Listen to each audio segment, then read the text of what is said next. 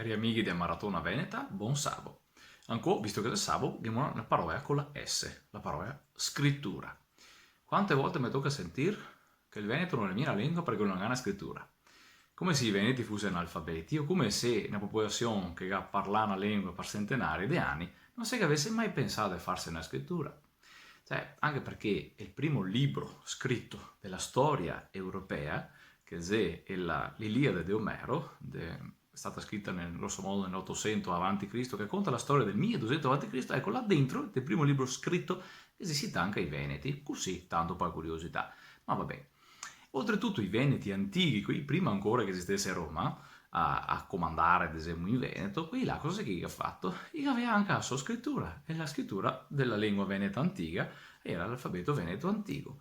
Tanto so che una delle prime robe che abbiamo scritta la è proprio la parola Venetkens. La gente veneta, ma non importa, va bene, andiamo avanti stesso. I veneti si buoni scrivere il veneto che deriva dal latino? Sì. Tanto so che il primo documento che cattemmo de volgare scritto, quindi non più latin che diventa la lingua del popolo scritta, l'intivareo veronese, l'indovinello veronese, che è del 1200 anni fa. Ed è il primo volgare che si può cattare in giro. E da dove sei? Da Verona. Da poi ti dice, no, ma non è mia il Veneto come de adesso. Ma è evidente che non è mia come Veneto de adesso. Però pensavi che sei manuale universitario dove chi scrive che quello è il primo esempio di italiano. E se l'italiano vede il toscano può ben capire che è più probabile statisticamente che l'indovino veronese che insomiglia al veronese e al veneto piuttosto che insomiglia al fiorentino e al toscano, cosa che ne disio. Ma va bene, andiamo avanti stesso.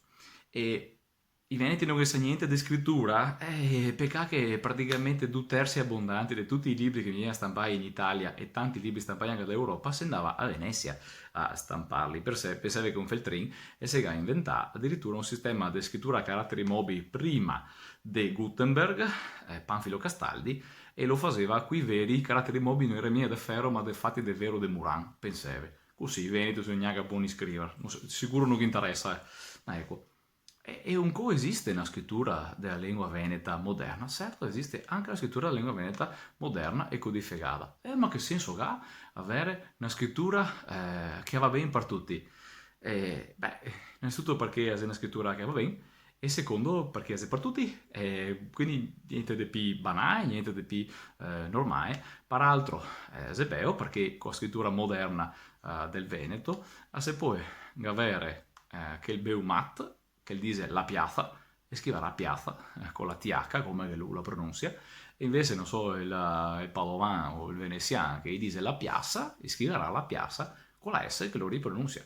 Niente di più facile, niente di più, come si dice, anche descrittivo della nostra realtà, della nostra lingua. E ora i veneti senza scrittura?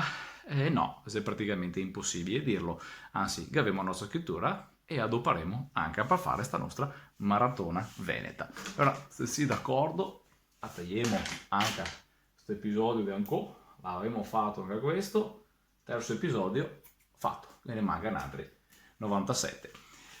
Mi raccomando, ascoltiamo la nostra lingua, apprezziamola e solo di tutto, visto che siamo di parlare di questo, impariamo a scriverla, no?